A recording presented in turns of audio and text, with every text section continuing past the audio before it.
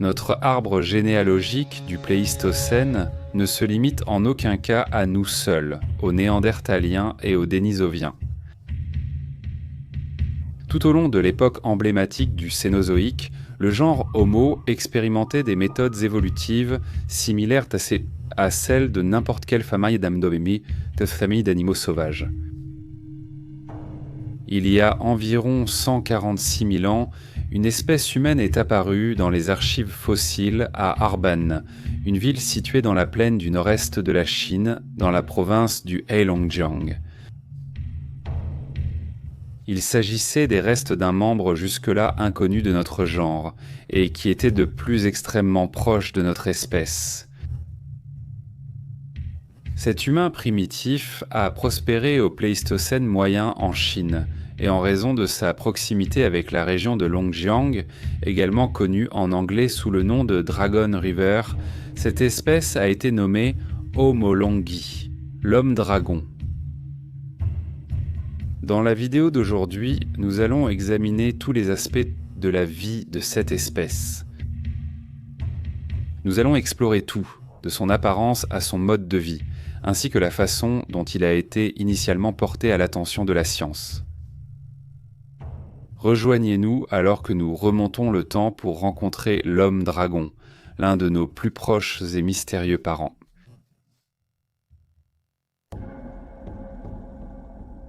En jetant un premier coup d'œil au crâne d'Homolonghi, il est alors facile de discerner ce qui distingue cette espèce d'Homo sapiens. Contrairement à notre propre crâne, celui de l'homme-dragon était plus plat et allongé. Un crâne initialement découvert près de la ville de Arban en Chine mesurait un peu plus de 223 mm de long. Comparez cela aux 170 mm de longueur que l'on trouve généralement chez un homme adulte Homo sapiens, et vous avez en fait le crâne le plus long de toutes les espèces humaines archaïques. Le crâne était également relativement large comparé au nôtre. La partie supérieure du visage en particulier. Alors que le crâne d'un homme adulte typique de notre propre espèce mesure environ 140 mm de large. Le crâne d'Homolonghi mesurait un peu plus de 160 mm. Le crâne était arrondi avec une grande ouverture nasale, ce qui indique que Homolonghi aurait possédé un grand nez large, typique de nombreux humains archaïques. Ses arcades sourcilières, de même, étaient épaisses et proéminentes vers l'avant. Et les orbites ont été plus grandes que chez l'humain moderne. Les dents de Homolonghi étaient grandes, et les alvéoles dans le crâne pour les incisives étaient inclinées vers l'extérieur au lieu de vers le bas. La dentition d'un homme-dragon typique était en fait plus proche de celle d'un Dénisovien que de la nôtre. De plus, les dents découvertes sur le crâne à Arban sont plates et usées, ce qui indique que cette espèce pouvait consommer des aliments plus durs que nos ancêtres. Comme tout le squelette post-crânien de l'homme-dragon de Arban n'a pas été découvert, il est difficile de déterminer exactement à quoi ressemblait cette espèce de son vivant.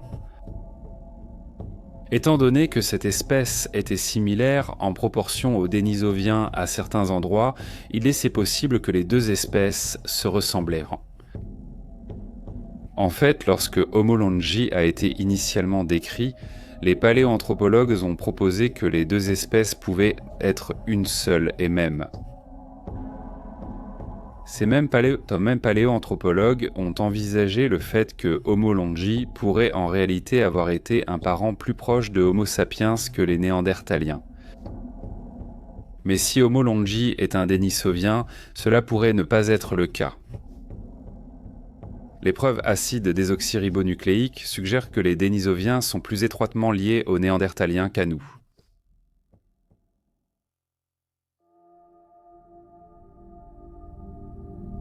Le crâne d'Homolonghi, le seul spécimen connu de la science, n'a pas été découvert par des paléoanthropologues ou des archéologues, mais par un ouvrier local qui est simplement tombé sur le crâne alors qu'il travaillait sur les rives de la rivière Sanggua en 1933.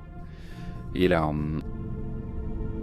faisait partie d'une équipe qui construisait le pont Dongjiang, lequel devait se connecter avec le chemin de fer national du Manchukuo, alors sous contrôle japonais. Il a d'abord caché le crâne aux autorités dans un puits des voisins, ayant reconnu son importance à la suite de la découverte récente de l'homme de Pékin.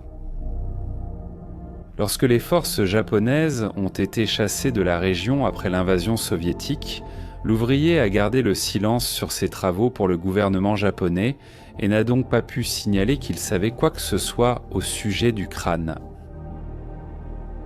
Ce n'est que 3 générations plus tard que sa famille a finalement appris l'existence du crâne, le récupérant du puits en 2018.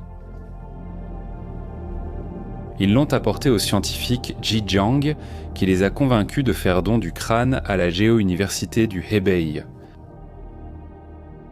Il y est conservé depuis lors, où les scientifiques sont impatients de le nommer comme une nouvelle espèce. Le spécimen d'Homolongji en question est un mâle, estimé à environ 50 ans, et aurait été une personne forte et redoutable, compte tenu de sa taille.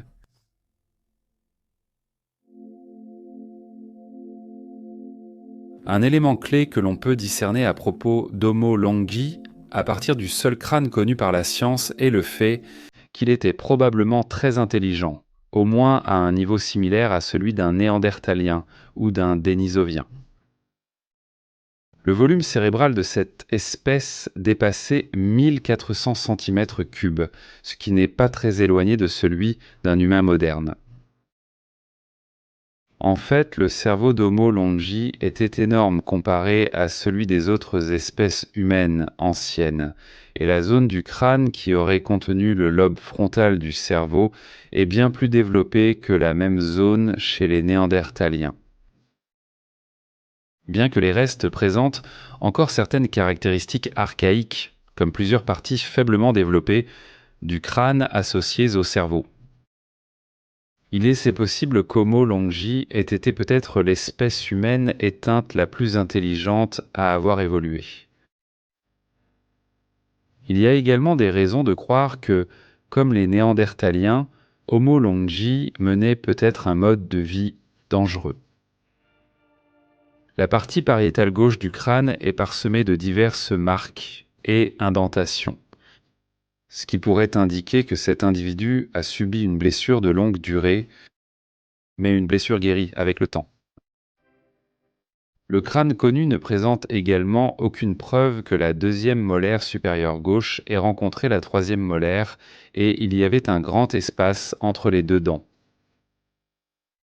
Cela pourrait être un défaut dentaire, le résultat d'une blessure, ou potentiellement la preuve que la troisième molaire était totalement absente chez l'individu auquel appartenait le crâne. Homolongji partageait également la terre avec une multitude de grands animaux dangereux. Des mammouths, des rhinocéros laineux et de grands ours bruns sont connus dans la région. Il est possible que ces animaux aient directement contribué à certaines de ces affections. Homolongji avait probablement un régime alimentaire varié, mais avec ses dents grandes et puissantes, il pouvait sans doute s'attaquer à des aliments plus coriaces que les individus Homo sapiens.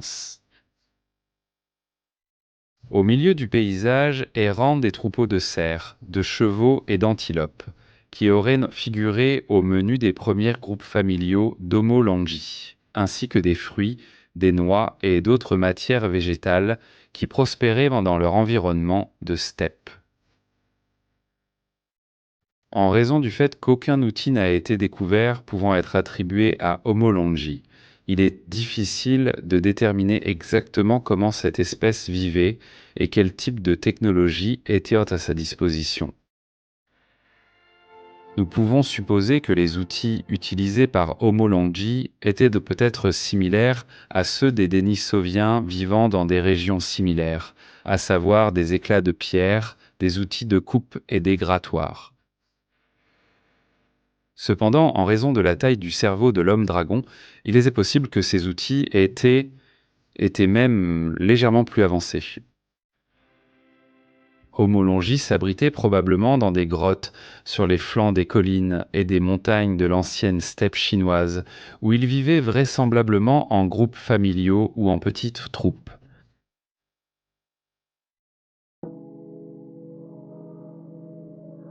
Homo longis a vécu et survécu pendant l'avant-dernière période glaciaire du Cénozoïque, vers le milieu de l'époque du Pléistocène. Cette période était caractérisée par la domination du pergélisol dans le nord glacial de l'Eurasie, s'étendant vers le sud par endroits à travers les paysages spectaculaires de la steppe. Ces paysages étaient recouverts de graminées résistantes et de plaines ouvertes, avec une couverture arborée clairsemée. Les climats étaient tellement froids et rudes, avec des hivers difficiles et des périodes saisonnièrement chaudes pendant l'été et le printemps, sorsolidar, lorsque de grands animaux migrateurs se déplaçaient en masse vers la région. Pour être précis, Homo longis vivait dans ce qui est aujourd'hui connu sous le nom de plaine de Chine du Nord-Est, une vaste région d'Asie centrale et orientale, couvrant des parties de sonde de ce qui est aujourd'hui la Chine et le sud de la Russie. Une grande partie de la faune présente ici était familière jusqu'à la fin du Pléistocène, et beaucoup des animaux présents dans la région allaient dit plus tard coexister avec nos ancêtres et être chassés par eux. La faune de la région est regroupée sous le nom collectif de faune mammouth et Coelodonta, un groupe d'animaux généralement de grande taille qui étaient bien adaptés aux environnements glacés et arides. Dans cette steppe vivaient de grands troupeaux de mammouths laineux. Les énormes et célèbres proboscidiens, si emblématiques des âges glaciaires du Pléistocène. On ne sait pas si les hommes dragons possédèrent la technologie nécessaire pour abattre des animaux aussi grands que les mammouths. Mais si l'on prend en compte leur ressemblance avec les espèces humaines ultérieures, c'est une possibilité. Des rhinocéros laineux du genre Coelodonta auraient également parcouru ces plaines. Ce sont des animaux grands et puissants, représentant une menace importante pour tout groupe d'Homo longis envisageant de les chasser. Les localités d'Homo longis étaient également peuplées d'animaux uniques à cette région spécifique, et certains d'entre eux étaient vraiment spectaculaires.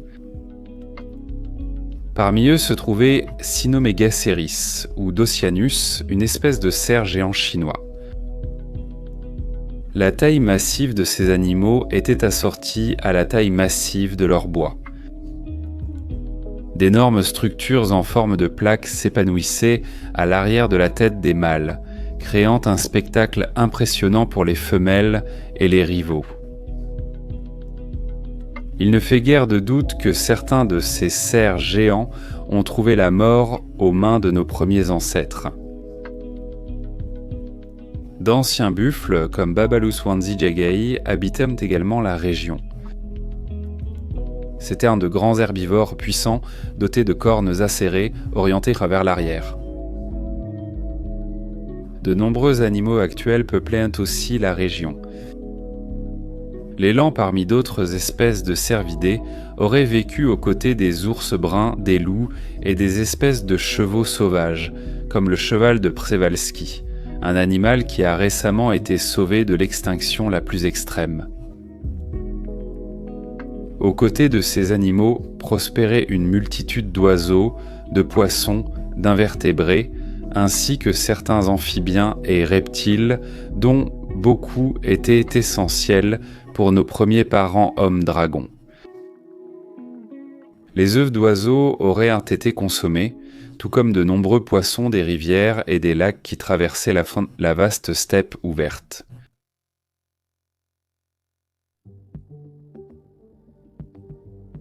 À partir d'un simple crâne, il est difficile pour les scientifiques de déterminer exactement comment cette espèce est apparue. Il est possible que Homo longis ait été un Denisovien, car la célèbre mandibule de Siawa, remarquablement bien conservée et appartenant à un Denisovien, était étonnamment similaire et a été découverte dans une région voisine. Le crâne est également similaire à celui d'un spécimen nommé Doliman A, qui aurait pu appartenir à un Homo erectus ayant survécu tardivement, ou même à un individu Homo sapiens précoce, découvert dans la province du Shaanxi en Chine en 1978.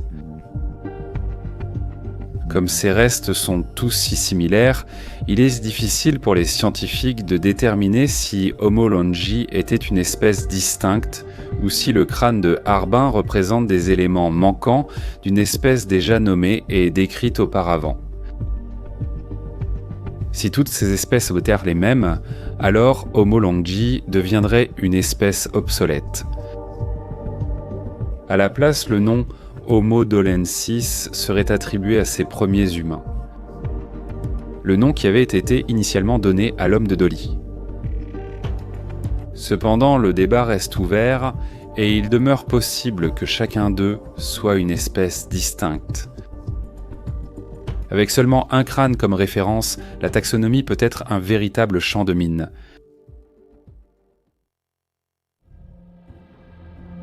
Homo longi est un excellent exemple de la façon dont les espèces mystérieuses de notre propre genre peuvent parfois être. Nous en savons plus sur de nombreuses espèces de dinosaures que sur certains des premiers humains du genre Homo, ce qui est stupéfiant quand on pense que certains de nos ancêtres ont réellement rencontré ces espèces. Pour l'instant, les secrets de Homo longi sont enfouis profondément dans les sédiments de la Chine ancienne. Mais qui sait ce qui pourrait arriver ensuite ? Peut-être qu'une autre rencontre fortuite pourrait révéler tout un nouveau monde d'informations à la science sur cette espèce disparue depuis longtemps.